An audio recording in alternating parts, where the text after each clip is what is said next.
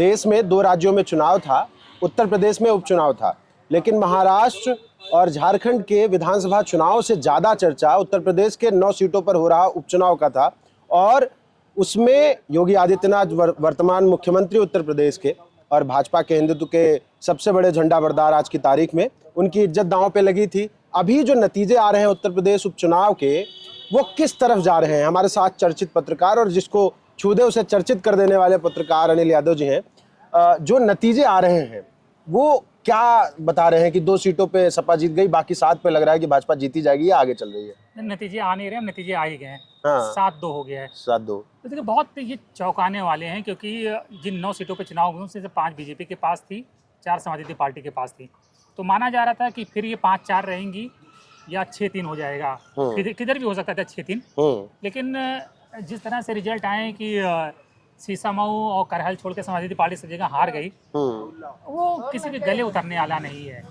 गले उतरने वाला इसलिए नहीं है कि आप देखो कुंदरकी में जहाँ 60+ मुस्लिम वोट है, भाजपा 3 दशक से यानी कि 30 साल से जहाँ जीती नहीं है, वहाँ इस बार 70-80 हज़ार वोट से जीत जाए, समाजवादी पार्टी 10-12 हज़ार वोट पाए, तो मतलब कोई नहीं मानेगा। तो मतलब इससे बड़ी कॉमेडी कोई हो ही नहीं सकती है। हमने देखा ना कि इस दिन 20 तारीख को जब वोट पड़े, किस तरह की वीडियो सामने आए हैं कि पुलिस गली में पिस्तौल लेके खड़ी है, चला रही है, लोगों को गली से निकलने नहीं दे रही है।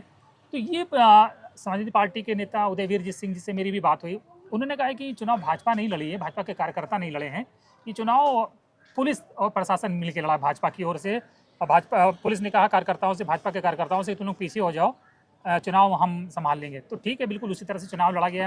हमने मजबा में भी देखा किस तरह से वहाँ प्रचार हुआ, समाजवादी पार्टी के लोगों को परेशान किया गया प्रचार करने में। कटहरी में देखा गया कि रोज़ भिड़ंत की खबरें आ रही हैं, लालजी वर्मा की बेटी को पुलिस कहीं भी रोक रही, चेक कर रही है, लालजी वर्मा को चेक कर रही है, उनकी पत्नी को प्रचार करने में चेक कर रही है। समाजवादी पार्टी के कार्यकर्ताओं को रेड कार्ड दिया गया। सीसामऊ में हमने देखा कि कितना वहाँ पर प्रशासन समाजवादी पार्टी के लोगों को कितना सख्त रहा लेकर। तो ये पूरी तरह से पुलिस प्रशासन ने चुनाव लड़ा। देखिए, इस चुनाव पर मुख्यमंत्री जी की कुर्सी दांव पे लगी थी, इसमें किसी को शक नहीं है।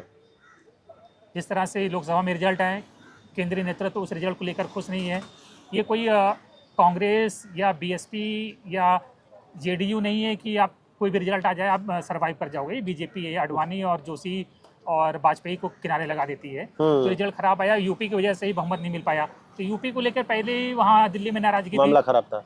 यहाँ पे अगर ये 6 सीटें भी हार जाते हैं तो नौकरी चली जाती है, और जिस व्यक्ति की नौकरी जाने वाली हो ना, तो वो अपनी नौकरी बचाने के लिए जान के बाजी भी खेल जाता है। ये चुनाव क्या तो है? लोकतंत्र पे ये जो मजाक लिखा गया है, नौकरी बचाने के लिए लिखा गया है। डेफिनेटली। देखिए, ओम प्रकाश राजभर पूरे चुनाव भर कहते रहे ना कि उपचुनाव तो सरकार का होता है। जिस सरकार का मंत्री बोल रहा हो कि उपचुनाव सरकार का होता है, बिना फालतू तुम लोग परेशान हो, हम जीत लेंगे किसी भी तरह से, तो फिर क्या मतलब है? फिर ऐसे ही अगर चुनाव होगा। वोटिंग के समय ने देखा ना कि किस तरह से पुलिस ने समाजवादी पार्टी, अरे छोड़ दो कोई बात यार, बताओ, जहाँ 60+ वोटर मुस्लिम हो, जहाँ से 30 साल से बीजेपी जीती ना हो, वहाँ 80-90 हज़ार की लीड लेके बीजेपी जीत जाए, समाजवादी पार्टी 10 हज़ार वोट पाए। इससे बड़ी कॉमेडी कहाँ हो सकती है दुनिया में? कुछ हो सकती है? ये कॉमेडी लिख कौन रहा है और इतना ज्यादा छूट किसको है और क्यों लिख रहा है? क्या लोकतंत्र की कोई चिंता नहीं है भाजपा को, या योगी जी को इस बात से डर नहीं लगता कि जनता देख रही होगी क्या करेगी? देखो, लोकतंत्र की चिंता तो है ना, आप इसको कह देंगे कि लोकतंत्र में जनता ने चुन लिया हमको। अभी हमने पूछा ना कि कुंदरकी में भाई आप क्यों सवाल उठा रहे हो, उदयवीर सिंह से हमने ये सवाल पूछा, कुंदरकी में क्यों सवाल उठा रहे हो? वहाँ मुसलमानों ने योगी जी को नेता मान लिया, इसलिए उनको वोट दे दिया, आपको नहीं दिया।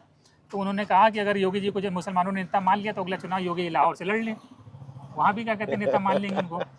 तो ये राजभर ओम प्रकाश राजभर पहले ही कह रहे थे कि ये सरकार का चुनाव होता है उपचुनाव, और वास्तव में सरकार का चुनाव था।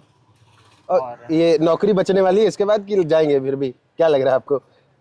अब 7-2 ले आए तो जाहिर बात है नौकरी तो बची गई ना।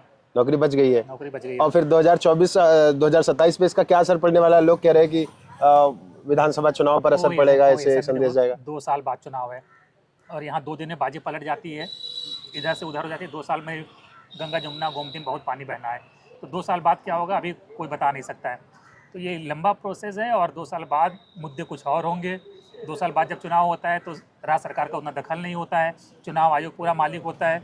डीएम एसपी कई जिलों में बदले जा चुके होते हैं, और अधिकारियों को भी मालूम होता है सरकार किसी की भी आ सकती है। तो अभी जब 2 साल का कार्यकाल बाकी सरकार का, तब जितनी अधिकारी सुनते हैं सरकार की, उस वक्त उतना नहीं सुनेंगे जब जनरल इलेक्शन होंगे। आपने बहुत सारा क्राइम देखा है और इतना आपका अनुभव है पत्रकारिता का, क्या लग रहा है जिन अधिकारियों के नाम आए और जिन्होंने खुलेआम, जैसे पिस्टल कोई लहरा रहा है या बाकायदा अखिलेश जी ने अधिकारियों के नाम बोले, जिन अधिकारियों के सीधे नाम लिए जा रहे हैं कि वो बेईमानी कर रहे हैं, आने वाले वक्त में उनके साथ क्या होने वाला है? क्या जो वो सरकार की खुशामद करने के लिए कर रहे हैं उसका उन्हें फायदा होगा या आने वाले वक्त में उनको भी नुकसान झेलना है इसका? नहीं देखो, अभी 2 साल तो फायदा ही रहेगा। जो शर्मा जी जो बंदूक लहरा रहे थे, हाँ वो अब यूपी में जिस थाने को चाहेंगे उस थाने की उनको पोस्टिंग मिल जाएगी। हाँ सबसे नंबर 1 जो थाना होगा वो चाह लेंगे हाँ। तो उनको इनाम में उसका पोस्टिंग मिलेगी। हाँ और बाकी ये है ना कि कैसे इतना बायस हो जाते अधिकारी। एक चौकी इंचार्ज ना, उसको आप प्रॉमिस कर दो कि तुमको हम बढ़िया चौकी देंगे, जिले की सबसे बढ़िया चौकी देंगे, एनकाउंटर कर देगा किसी का भी एक चौकी के लिए। तो यार ये तो चुनाव में थोड़ा बहुत मदद करना होता है। ठीक है, किसी दरोगा को बोल दो कि तुमको नंबर 1 का थाना देंगे, या ये बोल दो कि तुमने हमारा काम नहीं किया तो तुम्हारी थानेदारी चली जाएगी, तुम्हारा चार्ज चला जाएगा, एनकाउंटर कर देगा वो किसी के भी कहने से। तो ये इलेक्शन में थोड़ी बहुत मदद करना क्या तो माना। अखिलेश जी ने सीधे सीधे नाम लिया, उनको डर नहीं लगता इस चीज का कि सरकार बदलेगी फिर? यार अखिलेश फिर जी तो चौकी थाना मतलब अखिलेश जी कोई वार्ड के सभासद हैं कि दरोगा से डर जाएंगे? नहीं, अखिलेश जी ने इनके नाम लिए, तो क्या इन दरोगा में, मैं प्रशासन वालों को पूछ रहा हूँ, उनको डर नहीं लगा कि अखिलेश, मान लीजिए कल को सरकार पलटी फिर क्या होगा इनका? लगता है गला सबको सूखता है, लेकिन अभी वो सो जान रहे, अभी 2 साल तो है ना। हाँ 2 साल बाद जो होगा देखा जाएगा, 2 साल तो मजा मार लें, तो 27 के बदवा तो 27 के बाद देखा जाएगा। इतना आदमी अगर इतना लंबा सोच ले तो फिर क्या कहते हैं ना कि अगर अब हम आखिर में सबको मरना है, लेकिन कोई सोचता है कि हम मरेंगे। अगर आदमी इतना सोच ले कि हमको मौत आनी, तो फिर गुनाह करे ही क्यों आदमी।